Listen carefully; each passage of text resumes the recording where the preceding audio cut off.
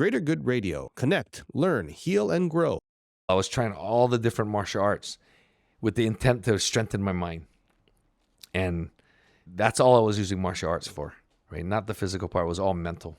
Mental meaning like because the instructor is going to kind of like mentally challenge you. It's mentally challenging in the sense that to learn a certain technique or learn it the way the instructor wants you to do it, a lot of it's not natural, right? So to do it over and over and over and over was a mental thing, right? Okay. And it really helped me develop and really understand that consistency is what makes you better. Like to go every single day is going to make you better, right? And then when you do it, you don't just go through the motions, because I know a lot of guys who started at the same time that I did, and they just come and they just go through, they just do it, right?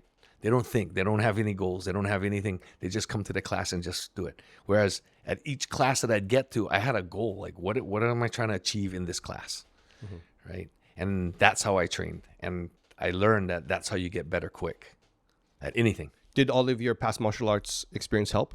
Yeah, and it all helped, from baseball to karate and karate actually taught me a lot, because I was not only doing the kumite, but I was also doing the katas. And the katas is like, you got to memorize all of these things, and it's got to be done a certain specific way.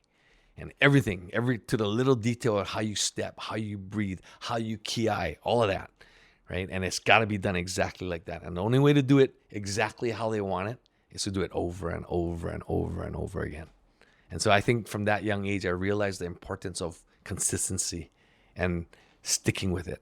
Because there's going to be bad days and there's going to be good days. Some days I just couldn't do anything right. Some days I couldn't even remember what's next, right? And the other days, just on, which actually took me to even more like realizing like, man, a lot of this is mental. Like, how do you be on all the time? Is that possible? It's got to be. I mean, that's the greatest in the world. They're on most of the time.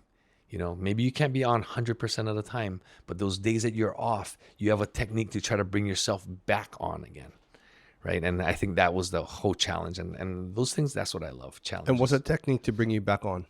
The technique was when I was playing racquetball, I used to have these flashcards, and they were all words or phrases that drop some kind of emotion in my head, something that makes me fiery, or like, there were some times in my racquetball career, the ending part of the racquetball career, where I'd be playing and I didn't really care if I won or not. It was like, some people say it's like kind of like you're burnt out, sort of. Kind of that type of feeling. Or bored. Yeah, or bored because I'm winning and like this guy's rubbish because he's a qualifier and he's, and I'm just messing around and I'm not playing that good. And then all of a sudden he starts playing good because, hey, I scored points on Egan. I can beat Egan. And once your opponent starts thinking they can possibly beat you, they can, right? And so that was my whole goal in all my competitions. Whether you beat me or not, I want you to walk away thinking like, oh, frick, I got lucky to beat Egan. I don't know if I can beat him again. Or I never want to play Egan again, because that was the most brutal match I ever played. And that was always my goal in sports. Like, that's how I wanted my opponents to feel, right? So with that said, that's the kind of thinking that I had all the time. What did it say on the cards?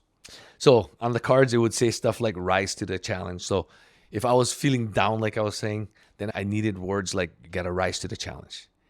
And then I would think about water, and I'd put water. And water meaning water will rise to wherever it has to rise.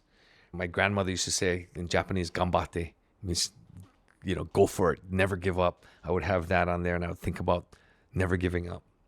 Because sometimes when you start losing, or you're not that you're losing, you're winning, and the person starts catching up, there's a tendency to just be like, frick it, give them this game.